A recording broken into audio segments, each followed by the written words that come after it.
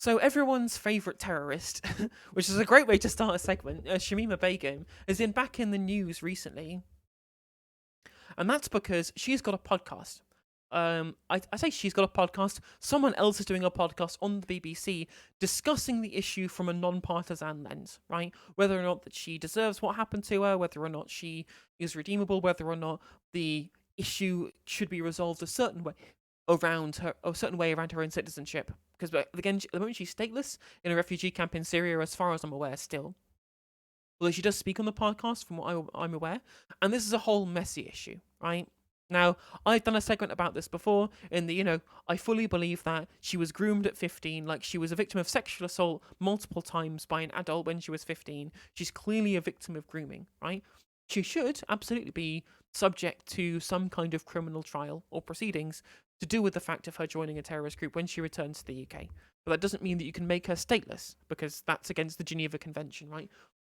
Because even if she has done heinous things, the Geneva Convention should be respected on basic human rights grounds, right? That's my position on Shamima Begum, but whatever. The podcast has caused a huge amount of stir within the rightoid commentator sphere, because again, they hate Muslims, and they hate all Muslims, and they will use any Muslim they think that they can use as some kind of battering ram to attack all Muslims.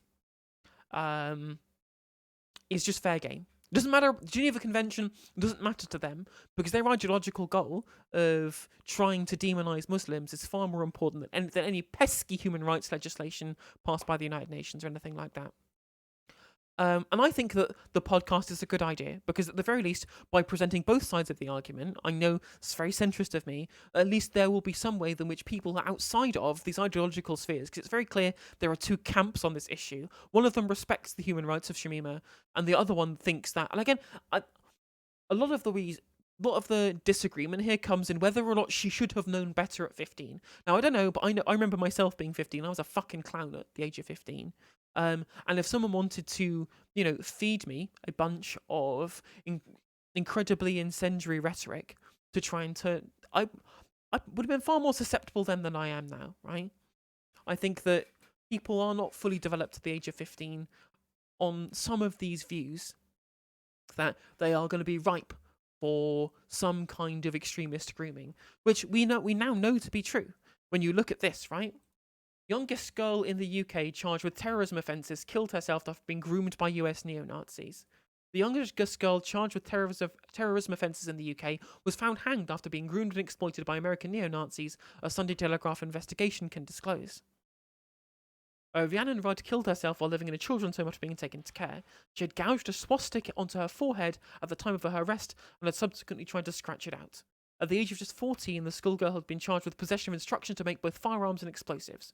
So this can happen to anybody from any end of the political aisle, right? This is not just going to be a thing that happens to Muslims. There is a big threat about far white supremacist terror in both the UK and in the US. I mean, we had a white supremacist terror attack last year at in Dover, because of the immigration rhetoric of Suella Braverman. Hot take, terrorists are still humans and therefore deserve human rights. Well, exactly. Again, it's exactly the same kind of debate we had over detainees in Guantanamo Bay, in that the right wing decided that their human rights didn't matter anymore, because if they're in Guantanamo Bay, then they must be guilty, and the left were like, maybe they should at least give them human rights. Maybe that's a thing that should happen, right? But we now know that there are two cases. These are basically identical. I believe wholeheartedly both of these young girls are victims in these situations, right? They were both young and naive, and had both been groomed into extremist ideologies by some of the worst people on the fucking planet, right? And let's not forget, both extremist Islam and extremist neo-Nazis, these people are both far right. These are both far right ideologies. Friend of the channel, Julia Hartley-Brewer, who I said some less than choice things about on Twitter the other day, has a segment about how outraged she is over out-of-touch BBC over Shamima Begum podcast, which we're going to react to and see what she has to say. Let's turn our attention to, not a book in this case, but this time it's a 10-part podcast of someone trying to justify everything they've ever done. In this case, it's former ISIS bride Shamima Begum. Oh, I did a whole segment about her defending Andrew Tate, even after he got arrested in Romania on the charges of human trafficking. Those human trafficking charges that he basically explained in Hustlers University how to do it and how he did do it, right? Literally just creating the rod for his own back.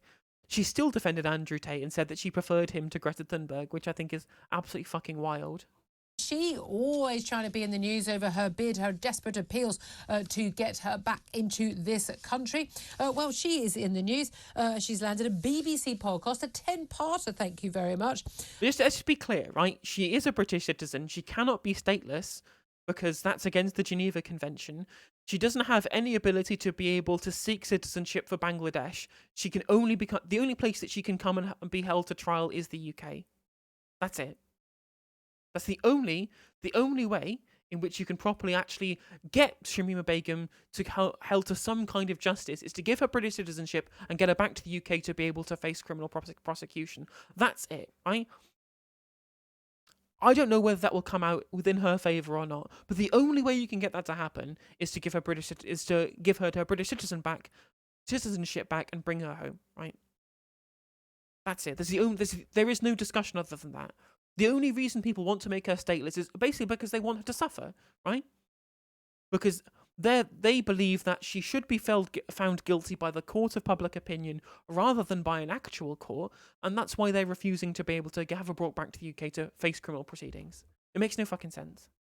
Basically, where she's able to justify what she had to do. She's retracing her journey from 15-year-old schoolgirl in East London to 23-year-old now being held in Syria on her road to join that brutal death cult. She says, "I'm just so much more than ISIS." But critics have accused the BBC of wasting licence fee payers' money and said the families of ISIS victims would be mortified. Well, let's talk to Rebecca Ryan. She's campaign director at Defund the BBC and joins us now. Good morning to you, Rebecca. Morning, Julia. Thank you so much for joining us. Look, I love how like all the writers like defund the BBC for any amount of coverage that they do that is in any way unbiased, and I'm like, defund the BBC because they painted Rishi Sunak as Superman and Jeremy Corbyn as Voldemort. Like literally having different political opinions be represented by good and evil cartoon characters. That's how low the BBC goes down, right? To hear people's accounts it's interesting to hear people's first-person accounts, including Prince Harry's. Shamima Begum, some argue, is a horrific ISIS terrorist who was part of that regime, and other people argue that she was a victim. What terror did she actually commit, right? We know that she was there to witness things like beheadings, etc., as far as I'm being made aware. But at no point did she ever actually commit any of the acts of terror. As far as do women in the Islamic State even get the permission to be able to go into to be able to commit any of the terrorist acts? I don't know. Again, I would have to listen to the podcast. It'd be interesting to find out. 15 of grooming by an evil organisation that persuaded her to go and join their sort of evil death cult, and that if it is any other circumstance, we would be treating her as a victim and not as a perpetrator. Was the BBC right to let her at least tell her side of the story? Absolutely not in a 10-part podcast. I mean, we've been inundated with people who are outraged, desperate to find out how they can stop paying this organisation. The BBC's completely lost the plot over this. Whilst it may be interesting to have some high-quality journalism looking at, the role that she played, because intelligence actually shows that she was involved in sewing people into suicide vests, being part of the sort of religious police that was sort of making sure that people towed the line. She was an active part in the ISIS. And there are a number of witnesses to this, aren't there? And it was interesting when she was first sort of found in this Syrian prisoner camp that she had no shame, no regrets, was absolutely. Sadly, her babies were innocent. They're not their fault. She'd lost two baby boys already. Her third baby boy, he then died in the camp. But again, it's awful for him. But let's face it, she had chosen to go and move in with a medieval. I love how she's literally just like, I know that she was a victim of multiple sexual assault. I know that she's been a victim of loads of her own children dying. I understand all of these things. I understand that she was 15, but at the end of the day, she chose to do it. So. No human rights for you. Bye-bye. Shoo off her into Statelessville, into refugee camp forever. cult in Syria without their healthcare. I mean, most mums wouldn't plan to do that, by the way, to make sure our children had a better chance of safety. But it is fascinating how many people sort of on the left are being very sympathetic to her. They seem to be so much less sympathetic, certainly the BBC, to, for instance, the victims of the grooming gangs here in the UK, which I just find extraordinary. There seem to be some victims they're concerned about, very, very rich victims, Me Too, the victims of Andrew Tate, but very less. She's still doing it. She's literally still doing it. Like, this is the person who literally jumps out of her skin on Twitter talking about how trans people not being treated like shit by the Scottish government is somehow going to destroy the lives of women in this country. Yeah, when she actually looks at, for example, the victims of Andrew Tate or whatever, and she's like, oh no, actually, no, why should we be showing these people sympathy? I'm like, not only is it a massive non sequitur, and also I've never seen BBC not be sympathetic to grooming gang victims. I think we're all sympathetic to grooming gang victims. The problem is that what we don't agree is that the grooming gang cases should be used as a stick to batter the entire Muslim community rather than the specific individuals that engage in that behaviour to begin with. Right? We all want to see the grooming gangs prosecuted. Nazir Afzal is like a lefty liberal, yeah. He's good. I think Nazir Afzal does good work. Yeah, like trans 16-year-olds can't choose unless it's choosing to be groomed by a gang or being groomed to be a terrorist. Then, in which case, they definitely can choose, and even younger than that, age of 15, which is where Shamima was when she was groomed by the Islamic State. Concerned about other victims. You have to be the right kind of victim for the BBC to care about you. Well, you literally have to be the right kind of victim for Julia Hartley-Brewer to want to care about. Apparently, the only people, unless you are specifically from a specific demographic, Julia Hartley-Brewer won't care about you, unless that she can use you as some kind of culture war bait to attack minority groups. That's the only time that you ever care. Unfortunately, unlike you, Julia, some of us actually have principles. Strange that. Exactly, and it's just a complete hypocrisy, because what this is just misogyny. They're sort of saying, oh, she just naively bumbled along over there with a sort of group of friends and some. How is that misogyny? Like, that would be the case if a 15-year-old man did the same thing, right? I doubt that there would be any. I doubt that they would be treated the same by the Islamic State, right? But I think that anyone under the age of 16 who gets groomed into some kind of far-right ideology should be, at the very least, deserving of our sympathy, should be held to trial. I don't know why they... I don't know how you can disagree with this, that A, they can't be made stateless, B, they can't be held entirely to blame for being a victim of grooming and sexual assault, which is, again, like, they literally... This person we're looking at on our screen right now is saying that it is misogyny to somehow not blame Shamima Begum for her own being a victim of multiple sexual assault. This is a completely completely. But this position makes no fucking sense. They have to tangle themselves into a big mess of illogic to make their argument. Yeah, exactly. It makes literally no sense. Like she is a victim, and she was a victim of multiple instances of sexual assault by a man who was an adult while she was a child. Like, she's literally was a victim of a fucking paedophile. Like, how is this contentious? Anything that I'm saying here? Somehow managed to find herself sort of attached to some, nasty man, and she's just along for the ride. But it's just misogyny. She was an active participant in ISIS, which was literally, it's exactly what she's saying. It is misogyny to say that she was a victim of paedophilia, like of a paedophile rapist, no less. I'm beyond fucking words of what this woman is saying right now. Like, misogyny just means anything right now. They will use it to mean anything that they want. Misogyny is when trans people exist, and when we think that paedophiles' victims aren't to blame for their own rapes. How do you respond to this? It doesn't have to make sense. You'd have to say it confidently enough. True.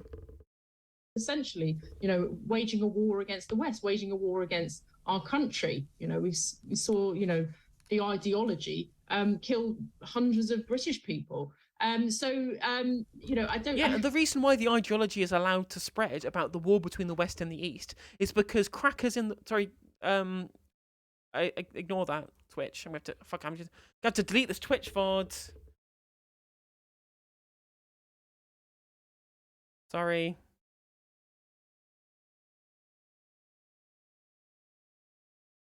Don't want to get my channel taken down.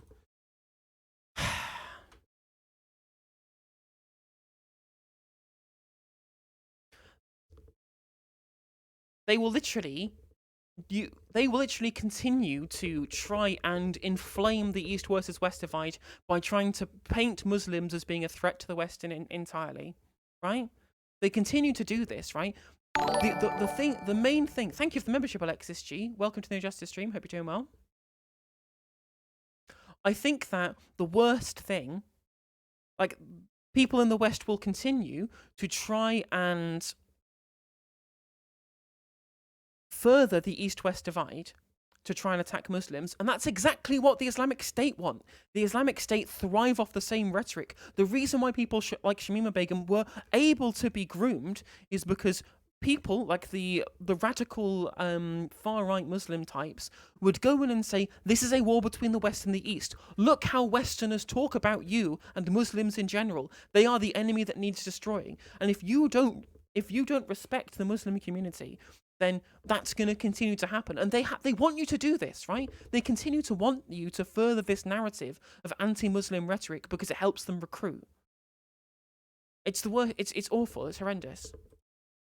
I don't understand how we have a sort of, as you say, sympathy for her, but not sympathy for the victims of grooming gangs. It's just a complete. Where do people not have sympathy for grooming gang victims? Where? Show me the evidence of people not having sympathy for grooming gang victims. Hypocrisy. Do you think this is a classic example of the BBC and trying to do what they consider public service broadcasting, just really being unbelievably out of touch with the public? Now, I'm not saying that people should do things, and again, I often think that I'll talk about things that, say, my own audience will be quite cross about and disagree with me, or we've been talking about vaccines and the like with COVID, and people can disagree, and people shouldn't be afraid of that, and there are still stories worth telling. I've interviewed people who've been, domestic abusers and perpetrators of sex crimes against children to try and, That's what happens to Shamima fucking Begum. She is a child who had sex crimes committed against her. What the fuck? Why are you not sympathizing with her? This is crazy. try and find out, what was your motivation? What happened? What happened to you? Why do you? And not to excuse people, but to try. I think we need to understand. Is there a role that actually the BBC should have done this? You could argue that we may not like it. They may have had the wrong motives, but actually it could be useful to know this version of events. I think the issue is that people just don't. Oh, she's trying to steal man here. Forgive me. Trust the BBC to present this in a balanced way and to really get to the bottom of this. And this is a topic that the BBC particularly have been involved in, sort of really quashing any kind of investigation into. We look at the Manchester bombing. We look at all of these atrocities that have been carried out in the name of fundamentalist Islam. And the BBC is straight away trying to quash that down and is far more concerned about what they see as sort of a bunch of, ridiculous sort of far-right people living in their mum's basement as a threat, rather than an actual threat, which is harming people. And let's see how British people feel. It's an injustice that we're not able to openly discuss these and say, look, these are atrocities. How is what the BBC doing not an open discussion, right? In fact, the explicit way the podcast was presented was to give both sides of the argument. If you want there to be a fair representation, this is exactly the way to do it. Just because it doesn't have the same weird right-wing precepts that you want from your Defund the BBC campaign.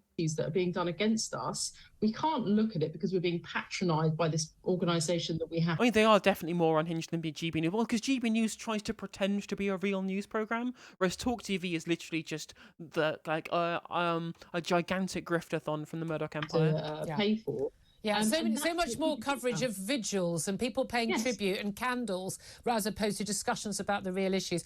Rebecca Ryan, really interesting to talk to you. Thank you so much for joining as campaign director at Defund the BBC. So yeah, that was completely nonsensical. I hate watch Talk TV a lot of the time. Imagine if that's most of their viewers, right? It's just people hate watching them. Although to be fair, they get most of their views talking about the royals, talking about immigrants, and talking about trans people. They're just the culture war hub as far as YouTube commentary is concerned.